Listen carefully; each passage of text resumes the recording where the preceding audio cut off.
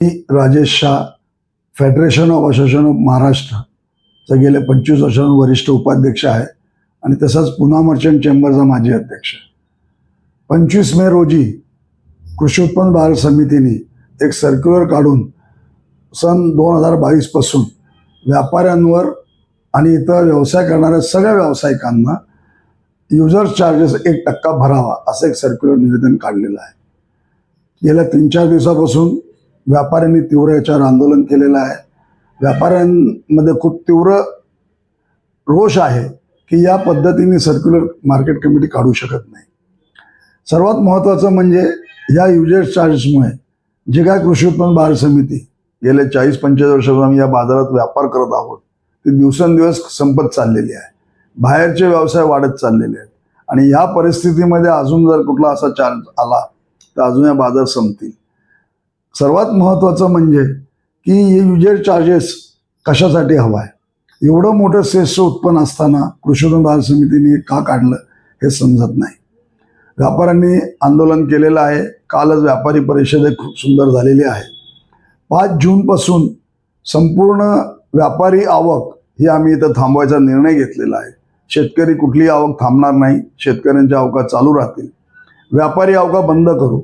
व्यापार आमचे दिवसेंदिवस असेही कमी होत चाललेत. कृषी उत्पन्न बाजार समितीने जे ठरवलेलं आहे त्यात आमचा विरोध आहे आणि या आवका बंद झाल्यामुळे अजून इथले व्यापार संपतील. कृषी उत्पन्न बाजार समितीने उलट इथले व्यापार कसे वाढतील ह्याची काळजी घेऊन जो आता बाहेर व्यापार होत चाललेला आहे तो कसा थांबेल ह्याच्यावर लक्ष न घेता इथला व्यापाऱ्यांना जो त्रास दिला जातो त्यात अजून भर केलेली आहे. माझं स्पष्ट मत आहे कृषी उत्पन्न बाजार समितीने सर्क्युलर परत घ्यावं, अन्यथा 5 जूनपासून सर्व आवका बंद होतील. मंत्री महोदयांनी भेटण्याची वेळ पुना मर्चंट चेंबरच्या पदाधिकाऱ्यांना दिलेली आहे. त्यामध्ये काही योग्य निर्णय लागला तर चांगली गोष्ट आहे, अथवा हे आंदोलन खूप मोठ्या प्रमाणात व्यापारी छेडतील आणि याच्यामध्ये संपूर्ण महाराष्ट्रातील लाखो व्यापारी याच्यात सामील होणार आहे. या बंदमध्ये फक्त व्यापाऱ्यांचा विरोध आहे असं नाहीये. हमाल कामगार, ट्रान्सपोर्ट असोसिएशन, माथाडी कामगार या सगळ्यांचा विरोध आहे आणि अशा पद्धतीने काही चुकीचे कायदे येतात ह्याला संपूर्ण महाराष्ट्रात विरोध होणार आहे. म्हणून आमचं नम्र निवेदन आहे पणन मंत्री यांना की हे जे कुठलं सर्क्युलर पणन संचालकांनी 25 मे रोजी काढलेलं आहे ते त्वरित माघारी घ्यावं किंवा याचं कायमस्वरूपी बंद करावं. धन्यवाद. शशिकांत डोंबे, महाराष्ट्र राज्य ट्रक टेम्पो टँकर बस वाहतूक महासंघ पुणे शहराचा अध्यक्ष मी. व्यापारी बंधूंनी जे आत्ता काही आवक न करण्याचं जे काही धोरण अवलंबलं आहे त्याचा परिणाम मार्केटमध्ये 100% होणार आहे. जर आवक थांबली मार्केट यार्डमधली तर जावक पण थांबणार आहे. कारण पुणे शहर आहे आणि पुण्याचं मार्केट हे महाराष्ट्रातलं मोठं मार्केट असून पुण्याच्या मार्केटमधून जिल्ह्याच्या व राज्याच्या इतर ठिकाणी माल जात असतो आणि येत पण असतो. हे सगळे जर आवक बंद झाली तर 100% याचा परिणाम मार्केटवरती होणार असून याचं नुकसान व्यापारीसोबत वाहतूकदार, हमाल व इतर सगळं घटकावर त्याचा परिणाम होणार आहे. हा निश्चितच अन्यायकारक वाढ असं म्हणता हरकत नाही. ॲक्च्युली आमच्या माहितीनुसार युजर चार्जेस हे काही वस्तू ज्या मार्केट कमिटीमध्ये बाजार पेठेच्या आवारात विकल्या जात होत्या त्याच्यावर ते आकारू शकत नव्हते शेस, म्हणून त्याच्या अगेन्स्ट त्यांनी मार्केट कमिटीवाल्यांनी दरवर्षी 1 लाख रुपये गोडाऊनच्या भाड्याच्या हिशोबातनं ते पैसे घेत होते. म्हणजे येणे करून ते पैसे ते घेत होते. आता नवीन हा युजर चार्जेस लावल्यामुळं पहिले 1 लाख रुपये आत्ता 1% जो युजर चार्जेस लावणार महागाई वाढणार. महागाई वाढल्यामुळे सर्वसामान्यांचं कम्फर्ट ॲक्च्युली मोडणार. आताची परिस्थिती पाहतोय आपण मार्केटमध्ये ओव्हरऑल जगाच्या पातळीवर जे काही युद्धजन्य परिस्थिती आहे, तेलाचे भाव, पेट्रोलचे भाव, डिझेलचे भाव ह्या सगळ्या गोष्टीचा जर विचार केला तर 100% महागाईचं वाढ होणारच आहे आणि धंद्यावर याचा परिणाम होणार आहे.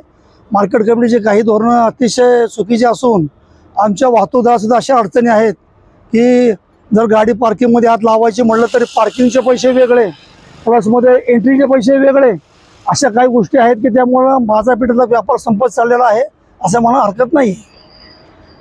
प्रामुख्याने आमची सहयोगी संस्था आहे पुना मर्चंट चेंबर्स. आज महाराष्ट्रात आणि भारतामध्ये अग्रगण्य संस्था आहे ती. व्यापाराच्या माध्यमातून ती फार मोठी संस्था असून त्यांना आमचा 100% त्यांना आम्ही सपोर्ट, कारण आवक थांबले तर आमचा व्यवसाय बुडणार, त्यामुळे आम्हाला त्यांना सपोर्ट करावाच लागणार आहे. आज आमचे कमीत कमी वाहतूकदार संघटनेचे कमीत कमी 550 ते 600 सभासद इथं मार्केटमध्ये काम करतात. आज मार्केटमध्ये धान्य भुसार झालं, तरकारी झालं, भाजी झालं, फ्रूट झालं, 5 ते 6 हजार गाड्याची आवक जावक होत असते. काही काही त्यात व्यापारचे टेम्पो पण असतात. ह्या सगळ्याचा इफेक्ट हळूहळू या संपूर्ण मार्केटमध्ये होणार असून जर ह्या व्यापाऱ्याने आवक जावक जर थांबवली तर 100% काही कालांतराने तुम्हाला व्यापार ठप्प दिसेल, मार्केट ठप्प झालं दिसेल तुम्हाला. आमची मागणी अशीच आहे की हा जो व्यापाऱ्यांचा जो मागणी आहे त्याबद्दल सरकारने एकतर ॲक्च्युली तुम्ही तो 1 लाख रुपयाच्या माध्यमातून तुम्ही तो कर घेताच आहे, परत हा डबल कर कशाला? मग एका गुन्ह्यासाठी म्हणतो ना आपण 2 शिक्षा, तसं नको व्हायला पाहिजे. तुम्ही तर ते घेता ना लाख रुपये, ठीक आहे, तिथं तुम्ही थांबा. हे 1% युजर चार्जेस म्हणजे ते ग्राहकाच्या म्हणजे आमच्या बोकांनीच बसणार आहे. शेवट आपण सर्वसामान्य ग्राहकच आहोत. जरी व्यवसाय आपल्या प्रत्येकाचे वेगळे असले, कोण वाहतूकदार आहे, कोण काम करतं, कोण व्यापारी आहे, पण शेवट ग्राहकच येतो, त्यांच्यावर तो परिणाम होणार आहे. आणि वाहतूकदाराच्या माध्यमातून आमची एक अशी विनंती आहे की जे मार्केट यार्डमध्ये ज्या जाणाऱ्या गाड्या आहेत त्याचं जे तुम्ही जे एंट्री फी आकारताय तर ठीक आहे, परंतु आतमध्ये जर पार्किंग केलं तर पार्किंगचे पैसे वेगळे तुम्ही लावू नका ना.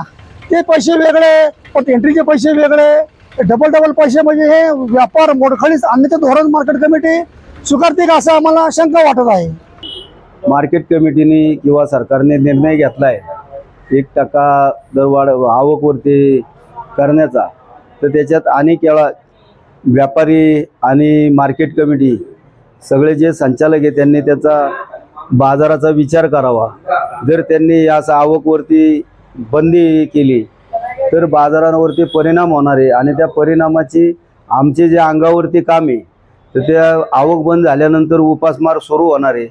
तर त्यांनी मीटिंग घेऊन त्याचा योग्य ते निर्णय करावा, जेणेकरून बाहेरच्या उपनगरात माल जातो त्यांना काय त्याचा त्रास नाही आहे आणि बाजारपेठेमध्ये जे आहे त्याला त्रास झाल्यानंतर आवक जर बाहेर गेली तर ह्या बाजाराचे एकदम काम कमी होणार आहे आणि आमच्या कामगारावर त्याचा परिणाम होऊ नये ह्याच्याकरता बाजार समितीने मीटिंग घेऊन त्याचा विचार करावा असं आम्हाला अंमल पंचायतीच्या वतीने वाटते आणि त्यांना न्याय द्यावा.